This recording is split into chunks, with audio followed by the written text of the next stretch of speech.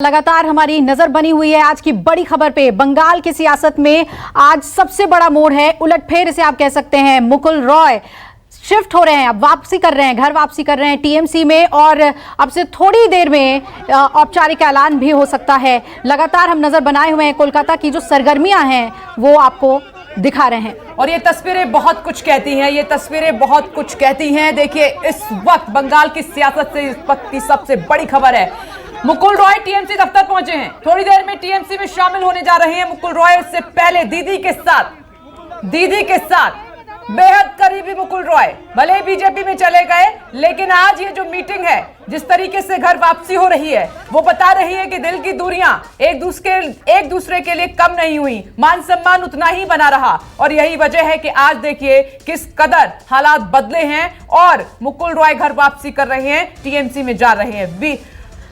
राजेश बादल और चित्रिता सान्याल दोनों वरिष्ठ पत्रकार हमारे साथ जुड़े हुए हैं। राजेश सर, आपके पास आते हुए, अगर मुकुल रॉय ये फैसला ले रहे हैं तो इसे सिर्फ एक सैवी पॉलिटिशियन का फैसला हम माने, या फिर इसमें कहीं ना कहीं भावनात्मक पक्ष भी है? जिस तरह से उनकी पत्नी बीमार पड़ी और फिर टीएमसी ने जो उन्हें सहारा दिया, जितनी भी मुलाकातें हुई उस दौरान, वो भावनात्मक पक्ष भी कहीं हो सकता है क्या कि वापसी करने का उन्होंने फैसला लिया जल्दी?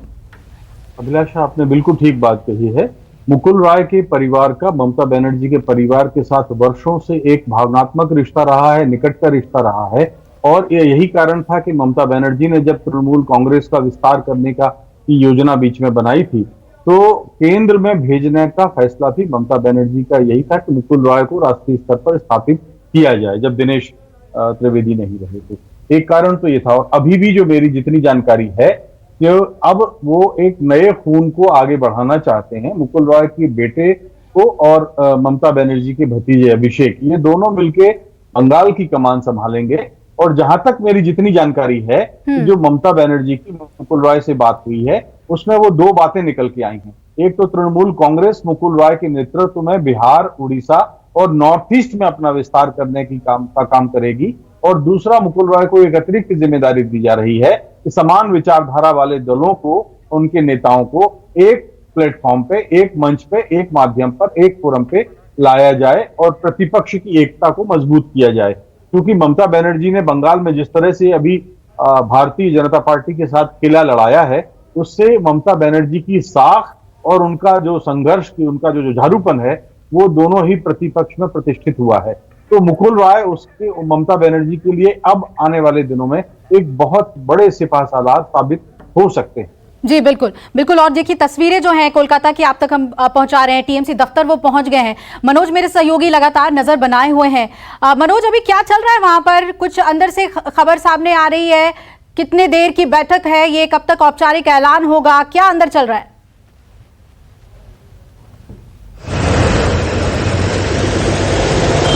जी देखिए, इस समय हम मौजूद है टीएमसी भवन में, और लगातार अंदर में मुख्यमंत्री ममता बनर्जी, अभिषेक बनर्जी और मुकुल रॉय में गहन अध्ययन चल रहा है। टीएमसी के तमाम बड़े नेता भी यहाँ पे मौजूद है, और ये चर्चा हो रही है कि मुकुल रॉय की तो वापसी हो ही रही है, उनके बेटे शुभांशु राय की भी तो वापसी हो रही है। लेकिन ऐसे अभी जो खबरें आ रही है कि जो टीएमसी छोड़ के बीजेपी में जो कई नेता गए हैं, जिस तरह से देखिए राजीव बनर्जी का जो कयास लगाया जा रहा था, राजीव बनर्जी कहीं ना कहीं जो 2 दिन पहले बीजेपी पार्टी में यहाँ पे मीटिंग यहाँ पे हो रही थी, मुकुल रॉय और राजीव बनर्जी मौजूद नहीं थे।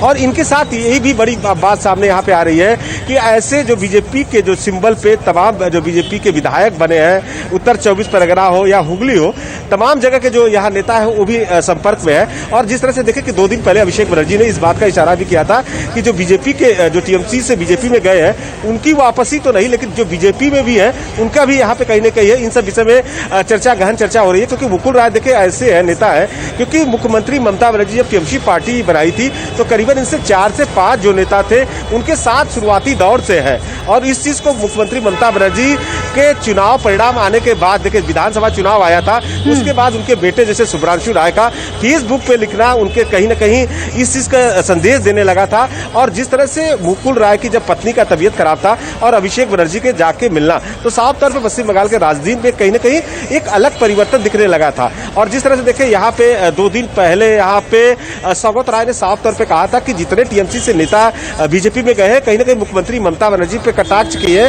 हम हमले किए हैं, लेकिन मुकुल राय 2017 से आने के बाद मुख्यमंत्री ममता बनर्जी पे कभी भी कटाक्ष नहीं किया। मनोज, मुझे ये बताइए कि टीएमसी में शामिल हो रहे हैं, कितनी देरी है, कुछ इस पर इनपुट मिल पा रहा है, कितनी देर और ये मीटिंग चलने वाली है?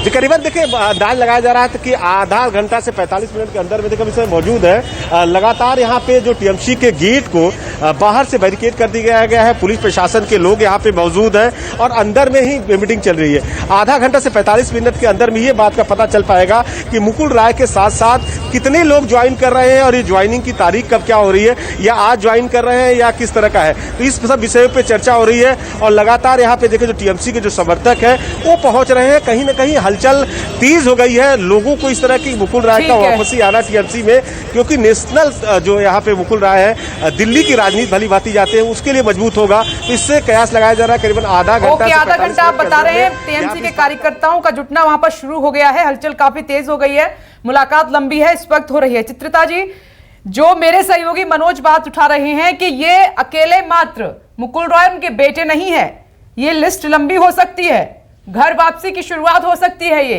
इसमें 30 से ज्यादा ऐसे विधायक सांसद बताए जा रहे हैं जिसमें कुछ प्रमुख नाम है, इस पर आप थोड़ा और मुझे स्पष्टीकरण दे पाएंगी? उसमें राजीव बनर्जी का नाम है, सोवन चटर्जी, सरला मुर्म, पूर्व विधायक सोनाली गुहा हैं, फुटबॉलर से राजनेता बने दीपेंदु विश्वास जैसे नेता हैं, ये नाम लिस्ट में है आगे। देखिए, पहली बात तो ये है कि जो नेता तृणमूल के नेता इलेक्शन से पहले जो बीजेपी उन्होंने ज्वाइन किया था, तो एक ही मात्र उनका लक्ष्य था कि उन्हें ऐसा लगा था कि विधानसभा चुनाव में इस बार बीजेपी शायद पावर में आई। यही वजह थी कि वो तृणमूल छोड़ के बीजेपी गए थे। ऐसा नहीं है कि तृणमूल और बीजेपी के जो आइडियोलॉजी है वो मिलती जुलती है, बिल्कुल ही ऑपोजिट आइडियोलॉजी है बीजेपी की। तो तृणमूल से जो नेता बीजेपी गए थे वो उनका लक्ष्य एक ही था कि अगर बीजेपी पावर में आएगी तो उन्हें कोई पोजीशन मिलेगी। इसी वजह से इसी एक लोभ से ही वो उन्होंने तृणमूल छोड़ा, बीजेपी गए। तो बात यह है कि जब इन्होंने देखा कि ममता बनर्जी या तृणमूल कांग्रेस इतनी मेजॉरिटी लेके इस बार पावर पे आई है, तो ये बात सच है कि आने वाले 5 साल उन नेताओं का बीजेपी में रहना कोई जरूरत नहीं है, बीजेपी को भी उनकी जरूरत नहीं है, और उनका जो काम वो करते हैं, जो पॉलिटिक्स वो करते हैं, वो चल नहीं पाएगा अगर वो बीजेपी में रहे। यही वजह है बीजेपी को कोई नुकसान नहीं है क्या इससे? लेकिन बहुत अगर मुकुल रॉय जाते हैं साथियों के साथ, बेटे के साथ, तो बीजेपी को कोई नुकसान नहीं क्या? चित्रिता जी, पहली बात यह है कि बीजेपी का आज तक बंगाल में ग्रास रूट में जिस तरह का एक मैकेनिज्म तैयार होना था वो तैयार नहीं हो पाया है। बीजेपी ने बंगाल में अपनी पार्टी अगर खड़ी करी है तो वो तृणमूल के बल पे की है, क्योंकि तृणमूल के जो नेता हैं, मुकुल रॉय से लेके राजीव बनर्जी से लेके शुभेंदु अधिकारी से लेके, ये सारे तृणमूल के ही लोग हैं जो उन्होंने विधानसभा के लिए बीजेपी को काफी हद तक मदद की। पर बीजेपी ने भी साफ देखा कि वही नेता ज्यादातर जीत के भी आए जो बीजेपी के पुराने नेता हैं, वो तृणमूल से आए हुए नेता नहीं है, क्योंकि जो जनता ने, बंगाल की जनता ने उसको नकार दिया। जो तृणमूल से आए थे बीजेपी को, उनको वो समझ में आ गया कि ऐसे जो दल बदलू हैं उनको वोट नहीं मिला बंगाल के लोगों को। तो यही नेता अब चाह रहे हैं कि वो तृणमूल के पास वापस आए, और हम देखते हैं सोनाली गुहा से लेके बहुत सारे, ऐसा सरला मुर्मू से लेके ऐसे बहुत सारे नेता नेत्री हैं जिन्होंने अभी तक ममता बनर्जी को कई चिट्ठियां लिख दी है, सोशल मीडिया में लिख दिया है कि वो वापस आना चाहती है। दूसरी तरफ अगर आप ममता बनर्जी की बात सुने तो ममता बनर्जी को ये पता है कि ये 5 साल जो है main opposition party BJP Trinamool को बहुत आराम से रूल करने नहीं देगा, क्योंकि ममता के करीब के लोग कहते हैं कि बीजेपी का जो हिस्ट्री है वो हर जगह पे जहां वो हारी है, वो चाहते हैं किसी तरह से वो सरकार को गिरा दे और वहां बीजेपी की सरकार गठन करना चाहें। तो ये बात मद्देनजर रखते हुए ही ममता बनर्जी अब चाह रही है कि बीजेपी को तोड़े। जो काम बीजेपी पहले कर रही थी विधानसभा चुनाव से पहले कि वो तृणमूल को तोड़ने की कोशिश कर रही थी, अब तृणमूल कोशिश कर रहा है जितना ज्यादा हो बीजेपी को तोड़ पाए, ताकि किसी हालत में चाहे 2024 चित्रिता जी, अगर ममता बनर्जी अपना फायदा देख रही हैं अपने सरकार को एक स्थायित्व और ठोस बनाने के लिए, तो क्या ये रिश्ते पहले की तरह रहेंगे? रिश्ते किनके बीच में आप कहना चाहते हैं? मुकुल रॉय के साथ क्या पहले की तरह ही विश्वास जता पाएंगी, उनको वो रोल दे पाएंगी पार्टी में, सरकार में?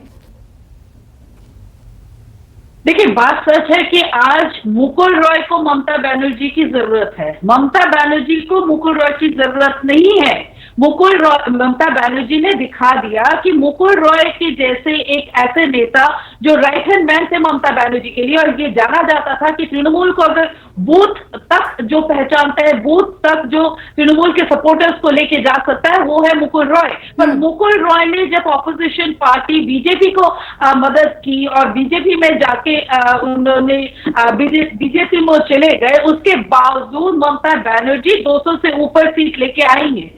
तो जी। आज ममता बनर्जी को मुकुल रॉय की जरूरत नहीं है, मुकुल रॉय को जरूरत है। मैं आपकी ऑडियो थोड़ी ठीक करा लेती हूँ मैडम, आपने बहुत सही कहा, ये फैक्ट है, ये फैक्ट है। और राजेश जी, मैं आपके पास आ रही हूँ।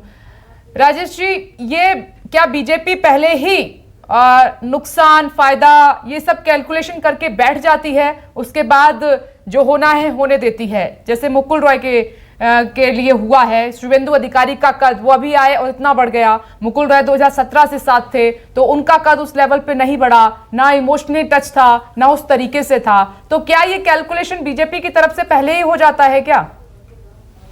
देखिए, भारतीय जनता पार्टी जैसी जो राजनीतिक पार्टी है उसके बारे में तो हम कह सकते हैं कि बहुत सारी जो कसरत या कवायद है वो पहले दफ्तरों में हो जाती है, पेपर्स पे हो जाती है, उसके बाद वो मैदान में उतरती है। जहां तक बंगाल के संदर्भ में जो आपका सवाल है उसका उत्तर मैं ये कहना चाहूंगा कि बंगाल के मामले में भारतीय जनता पार्टी से शुरू से ही लगातार चुनावी रणनीति से लेकर के अब तक लगातार गलतियां हो रही हैं, और अफसोस की बात यह है कि वो ये नहीं समझ रहे हैं कि उनसे गलतियां होती जा रही हैं। सबसे पहली बात तो उन्होंने जो है चुनाव में जिस तरह से बंगाल की अस्मिता को एक तरफ रख के और बाहर के लोगों को जिस तरह से चुनाव में इन्वॉल्व किया, फिर एक मुद्दा जो राम वाला जो था वो बंगाल में नहीं चलता था, लेकिन उन्होंने बिहार और उत्तर प्रदेश के लोगों को जो बंगाल में बसे हैं उनको लुभाने के लिए वो मुद्दा फेंका।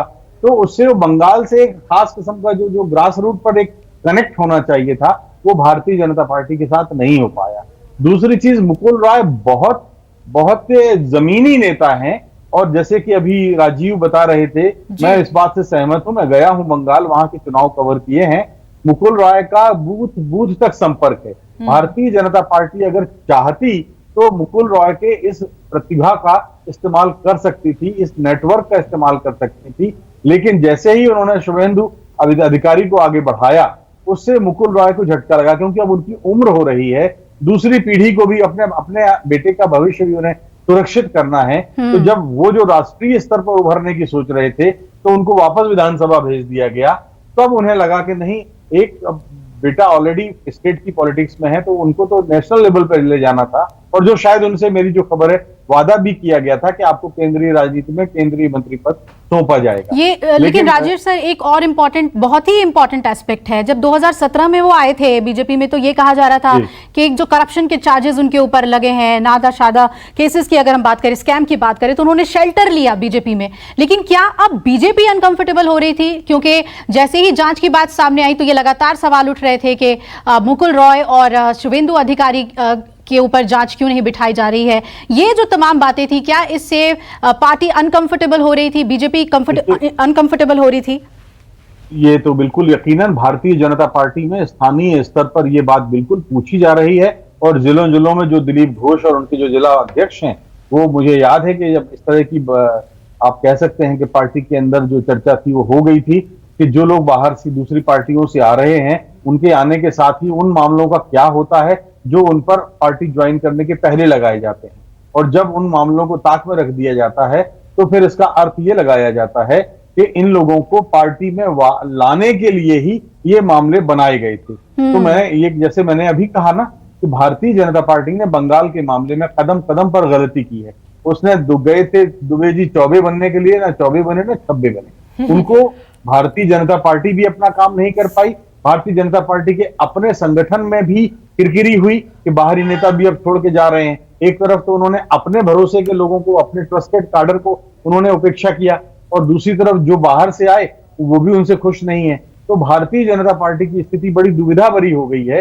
इस मामले में उनको बहुत ही अब फूंक फूंक के कदम रखना पड़ेगा। सर, और मैं बहुत ही थोड़ा लंबी अभिषेक बनर्जी को लेके भी आपसे बात करना चाहूंगी। जो अभिषेक बनर्जी बहुत बड़े इंपॉर्टेंट रोल में है इस वक्त, और आपको याद होगा सर कि मुकुल रॉय और कुछ नेता पहले से ही वापसी करना चाह रहे थे, लेकिन अभिषेक बनर्जी नहीं चाहते थे।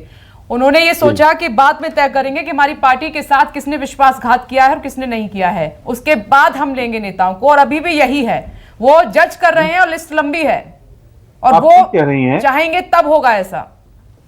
देखिए, अभिषेक के मामले में तो हम सब जानते हैं कि ममता काफी दिनों से उनका एक राजनीतिक परवरिश कर रही हैं, उनका एक पॉलिटिकल ट्रेनिंग चल रही है। और अभिषेक ने बीच में ये बात, और मुकुल रॉय की वापसी भी अभिषेक बनर्जी की हरी झंडी मिलने के बाद ही हुआ है। अभिषेक बनर्जी ने बीते दिनों ममता बनर्जी और पार्टी की अंदरूनी मीटिंग में 2 पैमाने रखे थे।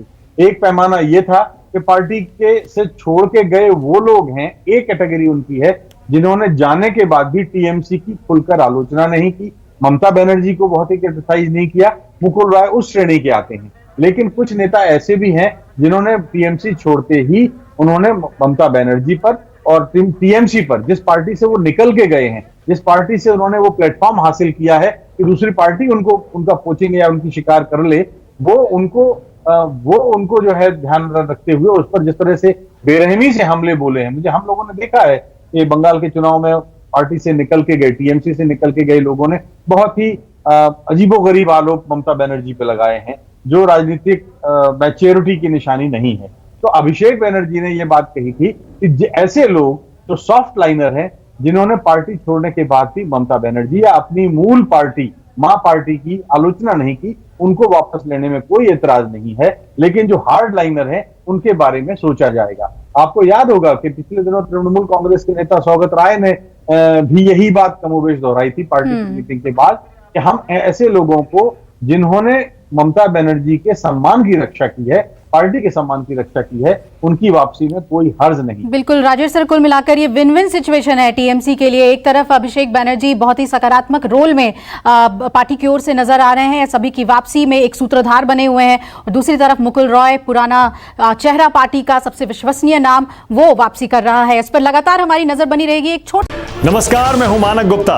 अगर आपको हमारा ये वीडियो पसंद आया हो तो इसे लाइक और शेयर जरूर करें, और हाँ, हमें सब्सक्राइब और फॉलो करना ना भूलें, ताकि आप देश और दुनिया की कोई खबर मिस ना करें। चाहे कोई ब्रेकिंग न्यूज हो या कोरोना वायरस से जुड़ी कोई भी अपडेट, पॉलिटिक्स हो या आपकी जेब से जुड़ी कोई खबर, इलेक्शन की कोई न्यूज हो, कोई कंट्रोवर्सी हो या फिर कोई वायरल वीडियो, सब कुछ मिलेगा न्यूज़ 24 पर। तो जुड़े रहिए हमारे साथ और देखते रहिए न्यूज़ 24।